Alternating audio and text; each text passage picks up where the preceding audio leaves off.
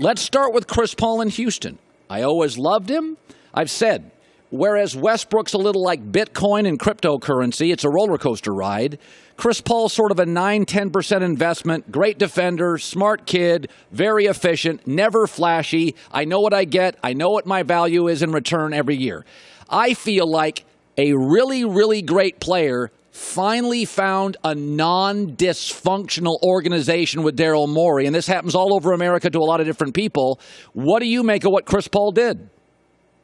I'm so happy it happened and the way it happened, with Chris Paul being the guiding force in Game 5, with arguably one of, if not the most important playoff game Chris Paul's ever played in, being his best playoff game. The most points he's ever scored in a quarter in any game in his career. The first 40-point 10 assist, 0 turnover game by anyone in NBA playoff history. I'm glad it happened because that narrative needed to die. Basketball people have known for the better part of a decade that Chris Paul is one of the greatest point guards ever. When he's done playing, he will be in the argument as the third greatest point guard ever, behind Magic and Oscar. Yeah, he'll be in the argument. Yeah, he will. He'll be in the argument. He'll be in the room. Now, John Stockton's in that room. Isaiah Thomas is in that room. Steph Curry will be in that room. He will be in that room, though. That's who he was before last night and after last night. The best defensive point guard since Gary Payton, one of the best assist-to-turnover guys ever, one of the best leaders ever. He deserved this moment. I'm glad he got it. By the way, let's go back to my Westbrook thing where Derrick Rose had a little bit of the Westbrook thing where they're not terribly efficient or great shooting guards. They're not great defensive guards, but there is a cryptocurrency. There is a Bitcoin. There is a, good God, they're exhilarating. They're exhausting. You wake up rich, honey, we never have to work again. The next day you wake up, honey, we have to sell our house. Is some of the Chris Paul criticism because, frankly, he's not that appealing to the eye. He's not vertical. He's not exhilarating. He's just a safe investment. Listen, I don't know if I can fully follow the analogy because unlike you, I'm not exorbitantly wealthy, so I don't know that much about Bitcoin. However, if I can follow it a little bit, like Chris Paul plays below the rim. Chris Paul has never had a make you jump out of your seat dunk in any time in his career. Chris Paul also is a little herky-jerky. He is not the most athletic guy. There are a lot of reasons why Chris Paul is not the guy that people will fall in love with. But smart NBA people adore him. I had a general manager 5 years ago. Think about this. 5 years ago, tell me he would argue Chris Paul's the second greatest point guard in the history of the league behind Magic Johnson. Now, that might be overstating it, but that's someone that's still a GM to this day who thought that highly of him back in 2013. And the other reason Chris Paul's been underrated is people simply don't care about defense unless you're a rim protector. Chris Paul's perimeter defense, he's been first-team All-NBA perennially. There is a reason that the greatest player ever considers him one of the greatest players in the league. That's LeBron to him. You are preaching to the choir on Chris Paul. I know people think I'm in the bag for Houston. I'm not from there. I just lived there temporarily. This is how I felt about Chris Paul in New Orleans, in Los Angeles, and now in Houston. You know, it's interesting. Tiger Woods was the most amazing golfer I ever saw, Nick, for about 11 years. But Jack Nicklaus is the greatest ever because he was in the Masters top 10 for 4 decades. Mike Tyson for 7 years was shockingly intimidating. Ali was great for 16. Here's the thing. At some point, we get over perfect Joe Montana and say duration and volume wins. Tiger Woods said this yesterday. I want to play the tape talking about legends in LeBron. Here's Tiger. To dominate something is one thing. You know, every player out here can have one good week, and blow away the field. Okay, great. Now, can you do it for a month? Can you do it for a year? Now, do it for a decade. Do it for a decade plus.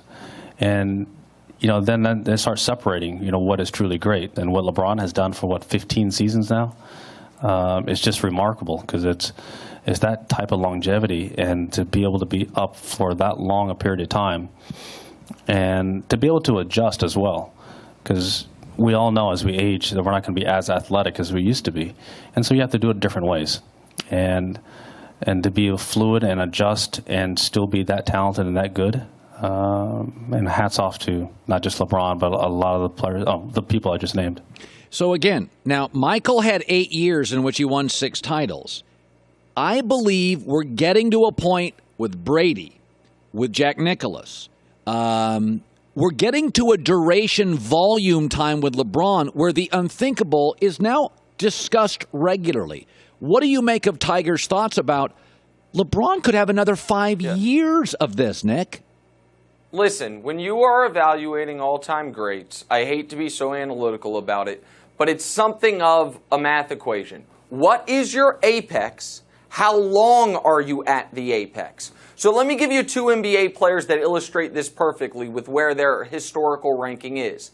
Take a guy such as Karl Malone. His apex was that of an A- all-timer, but he stayed at that apex for 15 years. That's why he is rated higher than what his actual best was. Then there's the other end of that spectrum. There's Shaquille O'Neal. His apex was, in my eyes, as great as any player there's ever been.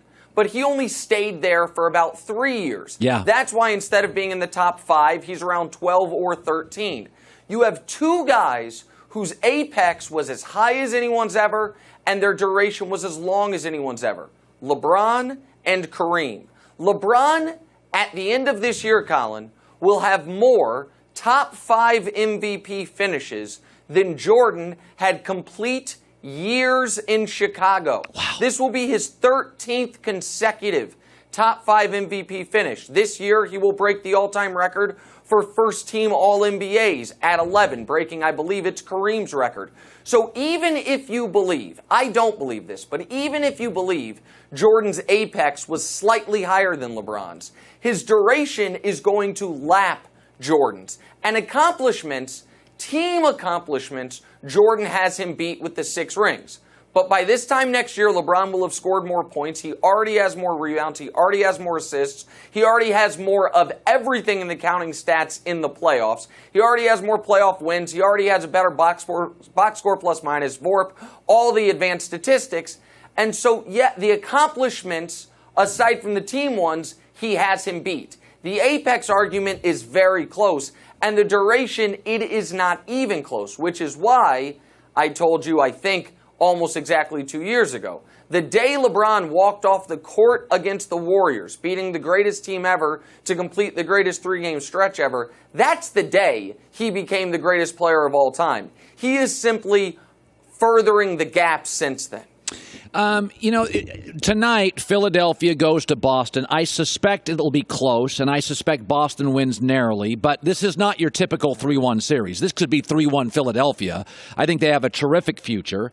I just think they're facing right now the best coach I've seen in a long time situationally. But let's narrow it down to Ben Simmons. Earlier today I said basketball's fairly simple. Put ball in basket, keep ball out of basket. He is right now the top-rated defensive point guard, 1 or 2. Led the NBA in blocks for point guards, 3rd in steals. 6'10 strong, can't teach a lot of his strength. He is also a 16-point, 54%, 8.5 assist guy. Again, 20-year-old rookie. I love him. I don't care about the 1-point game. LeBron froze in year 8 in the finals. Tragic Johnson, Kobe quit. I don't care about that. I think this narrative he can't shoot is now being massively overplayed. Where do you fall on Simmons? Listen, I thought I was going to be the biggest Ben Simmons fan on FS1, and then I heard your show 2 weeks ago, and I was like, well, I was on that corner, and Colin drove by and just sprayed it to where he's the only man on that corner. So I have ceded it to you. But I'm with you on Ben Simmons with a bit of an asterisk. Think about those 2011 finals for LeBron. And think about what he said last week about Dwayne Casey, who was the defensive guru for that Mavericks team, now obviously the head coach for the Raptors. LeBron said, I was not a complete player. They exploited it. They took advantage of it. And I had to become a complete player. For Ben Simmons to become the guy you believe he will be, the guy I believe he will be, he has to develop something of a jump shot. Yeah. You cannot be, forget a threat to make it. He's not a threat to shoot it. And while maybe it took a brilliant coach in Brad Stevens to lay out the blueprint, any coach in the league can duplicate the blueprint, assuming they have the athletes. I am a huge buyer on Ben Simmons. I think there are 3 guys in the league right now that are not at the top of the league but have best player in the league potential. Simmons, Embiid, and Giannis. I don't know which of those 3 is going to get there. Maybe a couple of them will. But Ben Simmons has to become a guy that you can't leave open from 16 feet. And I talked to someone very close to Ben this past weekend when they were down, before they got their first win, when they're down 3-0. And this person felt that this type of loss will be good for Ben. Because Ben is pretty confident, let me put it at that. He carries himself as if he has arrived, and to a degree he has. But if they lose, and if a lot of the loss is on him, the person I spoke with felt he will redouble his efforts this summer to become a more complete player. And I will say this, if he just gets a semi-reliable jump shot, the league is his. There is no guarding a 6'10" point guard that is that athletic if he can shoot even just a little bit. Yeah, and I should note that the one thing, Nick, I have always given young players a break on is shooting. Listen, you don't get that much practice time. College basketball, I don't think the coaching's great.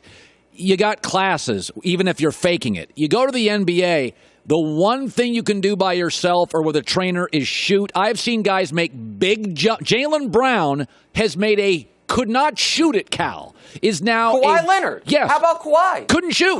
Listen, you can, and Ben Simmons never had to.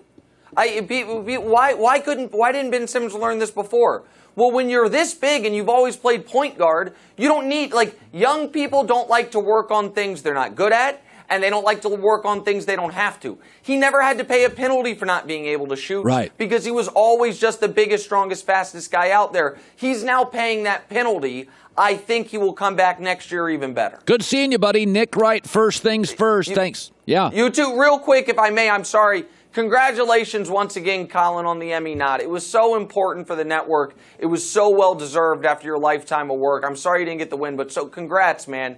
I really, really am happy for you. Thank you very much. It's a testament to the people around us. We have a remarkable staff. So do you on First Things First. Thanks, buddy.